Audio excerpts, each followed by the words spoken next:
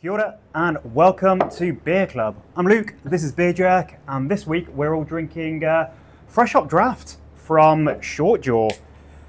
It is a beer from beautiful Buller on the west coast of the South Island in Westport. And this is a beer that I can say a lot about. Cheers. Sometimes with the weekly beers that we drink, there's not necessarily a lot to talk about if it's a brewery we've featured a couple of times in the previous year, or if it's a style that you guys already know about, and there's not necessarily loads to talk about. But with this, this could be like a 2 or 3 hour drink along. It encompasses all of New Zealand's European history and brewing history and culture. It encompasses the story of modern craft beer in Australasia, the development of brewing beers with fresh hops, brewing technology and history from the 1950s, the 6 o'clock swill, the overfishing of white bay, kind of everything in this beer. So I'll try and get to the point, so we're not here for 2 or 3 hours. So Shortjaw is a relatively new brewery in Westport. And it was opened by a bloke called Luke Robertson and his partner Emma, who started it in the depths of COVID in 2021. So there had been a brewery there for a few decades actually. So it was, I think it was called Westport Brewing Company or West Coast Brewing, and it was called Miners Brewery before that. And it was always a very ill-fated spot. So liquidations and just lots of bad stories basically about the previous operations that happened, and despite that, it was a bit of a hub for the community. It was an important pillar, I suppose, and particularly with some of the beers like their dark, which is a really great dark lager that Luke decided to carry on the heritage of and sort of replicated the recipe in Shortjaw brew a dark lager, which is very popular these days. So anyway, I'm flip-flopping a bit.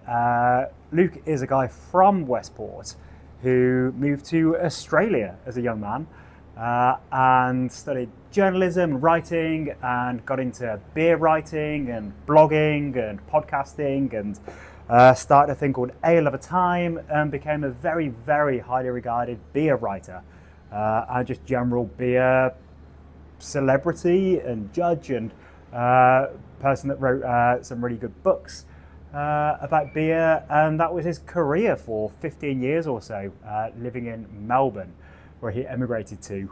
And in 2020, 2021, he was evaluating what he wanted to do, as we all were in the depths of COVID. It was a good time to have a bit of a fresh look at our lives. And at that point, I think a few things all came together at once. Luke was feeling like he wanted to go home. And New Zealand is a fantastic place to raise a family, to be around family. His parents are still in Westport. So he and his partner Emma were keen to come home, and the town brewery was on the market. And despite not necessarily being from a brewing background, Luke was definitely from a background where he knew a hell of a lot about beer. So a really wonderful founder story, I suppose. It's a bit like how chefs or filmmakers are always snooty about writers in their relative areas, and it's quite rare that you'll have a critic or a food writer that will go and open a restaurant. So this is kind of exactly the case. Not that Luke was a beer critic specifically, he was a beer writer in the whole area, but it was time for him to put his money where his mouth was. After many years being an expert in beer, actually to begin operating and running a brewery under quite challenging conditions.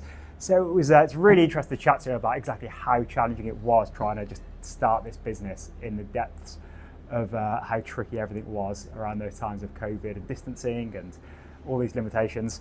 But they did indeed get things kicked off and quickly opened the tap room, quickly forged some really great relationships with a lot of local venues to start pouring their beers. And It still is now. It's a brewery that's very focused on their region, on their area. It's very rare to see Shortjaw cans around the country, which is why I was excited to hear about this release. So, Draught, New Zealand Draught is the beer of New Zealand. It goes back to the founding of the modern New Zealand, I suppose, when British immigrants started making beers here, and this style became the style of New Zealand. So NZ Draught. Draught just means beer that's poured from a tap. So the name is actually nonsense. It means nothing. NZ Draught has always been served from bottles as well as from kegs and casks. So that doesn't really mean anything. And it was canned from fairly early on, quite a long time ago. So Draught is just a name. It's meaningless. The actual beer style is it's a lager, but it's emulating those easy drinking English beer styles. So like your mild and like your bitter. So it's made with some brown malts and some character. It's got low bitterness. It's a sessional sort of beer, and it is lagered and cold conditioned. So it's a beer that's designed for the everyman, and that really linked into the mega beer brands that all started making Draught around 100, 120 years ago. So you've got brands like Spates, Lion, Waikato, Tui, even though that calls itself a East India Pale Ale, that's just nonsense. And then it's really interesting culturally to look at all these different brands of beers that were pretty similar, really, just these brown smashable lagers designed for drinking in volume, which we'll come back to in a moment. But it's an interesting exercise at looking at how people saw themselves and brand loyalty, and the idea that if you're a proud Southern man, you drink Spates, and if you're an unpretentious working class sort of bloke, you drink DB, and just these ways that people would identify themselves by what beer they drank, and they all were. If you blind taste tested, it would be hard for a lot of people to tell the difference between these beers. For decades and decades, these beers that were sent to place, and it was all just bump, just complete, advertising creations, really. So the beer was really designed to be drunk by blokes in working men's clubs and returned servicemen's associations, and places that were limited and hamstrung by the 6 o'clock swill, which is a fascinating bit of New Zealand history. It came about after the First World War, actually, when it was a law that was brought in where venues had to close at 6 p.m. So that blokes would go home and wouldn't spend their wages in the pub, and that was to do with the returned servicemen and people, frankly, with shell shock and with depression and alcoholism. So this law was brought in to help solve all of that, and it was in place for 50 years or so, and it just meant that people bought huge volumes of beer. So you'd go to the bar, you'd buy your jug and have your small glasses. I'm not really sure why you have your small glass and your big jug, or also the big bots, the big 750ml bots. And that's why when you go to one of these RSAs, they'll often have tables that look a lot like this, and they have a shelf underneath them. So that's the idea, that you'd go up to the bar to get your jug and your glass, and you put your jug underneath on the shelf underneath, and you'd be topping up your glass so you can get as much volume of liquid in you as possible. And the liquid was lower ABV, so sort of 3.5%, 4.5%. And again, same as what happened with Pilsner and with Lager, as things got mass produced, then the story's old as time, the accountants take over, and it just gets kind of worse and worse as the ingredients get a bit shitter. So it is a wonderful thing to occasionally drink an NZ Draught that is made by someone like Shortjaw, that puts great craft and gets nice ingredients to put into their beer. So Shortjaw are all about what is local. So they use local malt. It's all from the local region, local hops, yeast from Frothtech, there's a New Zealand yeast firm, and in this case, fresh hops, which we'll come back to. So, drinking this compared to one of those mega brands, NZ Draughts is pretty different, and it makes you think how wonderful that could be. And of course, all those brands I was just talking about have nothing to do with New Zealand, because now they're all owned by Asahi and Heineken. So yeah, if you are a proud Southern man, drink Shortjaw, support an actual local brewery that's doing really cool stuff. So yeah, really, really won my beer. We actually got this on tap when we did a Fresh Hop event, because every year Fresh Hop, the breweries, of course, leaning to the hop forward style. So there was loads of IPAs and pale ales and pilsners more over the last couple of years. So I read that this one was coming out, and I thought, oh, it's kind of risky. It could be shit. It could be not balanced. It could be jarring. The hoppiness could clash. It could be too bitter. The aroma could really take over from the sort of caramel character of the NZ Draught. But then I knew it was Shortjaw, and I had quite a few of Luke's beers, so I knew that would not be the case. And I was very, very happy when I tapped that keg to try it for the first time. And it's beautiful. It is really the best of both. It is a lovely NZ Draught, all those things we've been discussing at length. But then it's got the Motueka hops in there from Freestyle Farms, I think it is. And it's got that, it's citrusiness, it's zesty, and it really is like lime zest specifically that just works so nicely. It's got that long lingering bitterness, but also the quaffability. It's a really, really great combination, and just really delicately handled. As I say, it definitely is something that is nuanced, and if it wasn't handled with care, it could have ended up being a bit shit. And the fresh hop sort of thing, if you don't already know, which you likely do, is that when so hops grow on vines, so they look like wine vines, but they're much bigger. They're like 30 foot tall, and the hop cones are actually flowers. They're the green cones that you see on people's t-shirts and things. And when they are harvested, they are immediately dried, dehydrated, and they're pelletized into little pellets that look like rabbit food. And then they're purged with nitrogen, and they're vacuum sealed and refrigerated. And that's how brewers make their beers, with these delicious hops. But sometimes when the hops are harvested, you can take these wet hops straight from the plants, and you can put them straight into your wort and make beer from them. But the hops begin to degrade immediately when they're picked, because they are fresh, moist flowers, wet hop, as well as being fresh hops.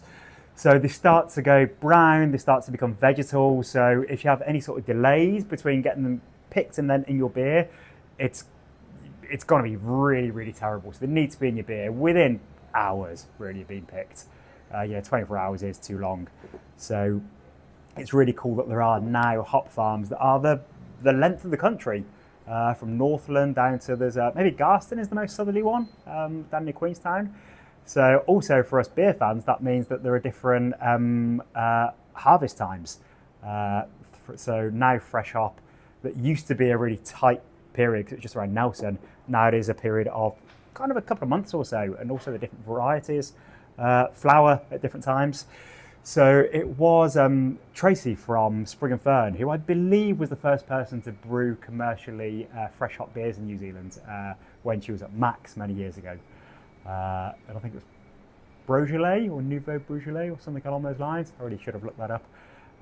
So yeah, obviously, as you well know, now fresh hop is quite a big thing. I've missed loads of stuff because there's only so much I can cover in 10 minutes. I don't know how long I've been talking now. I will say that Shortjaw is another thing I really like about them is how well considered their branding is, their artwork, their merch, their design. I really love their logo and the fish. So their sort of word mark, their script logo, and the fish, which is a Shortjaw, which is a kind of New Zealand whitebait. And if you're an immigrant like me, you may not know what whitebait is. They're those like little noodle-looking tadpole things that New Zealanders put in fritters with some eggs. And I don't think they really taste them much. I've never eaten them. Not my sort of thing. But they're just baby fish that grow to be just normal fish. Whitebait are caught in our rivers and streams and cooked up to make these what seem like pretty bland fritters. I don't even think it's sort of like, truffles or anything that is, a wonderfully exquisite, unique thing like, the French eating, entire larks or anything. I think it seems like you could just not eat whitebait and have a completely fine time and replace it with something else. And the reason I'm saying it seems like a bad idea to eat whitebait is because all these fish are pretty much extinct for this reason. So the shortjaw is one of these whitebait species, which is a really cool fish. And I don't think there's actually the picture on this can, but you will have seen the logo of the fish, which is an adult shortjaw, which is really cool. And I need to wrap up. I should say, go and see Luke and Emma at their tap room.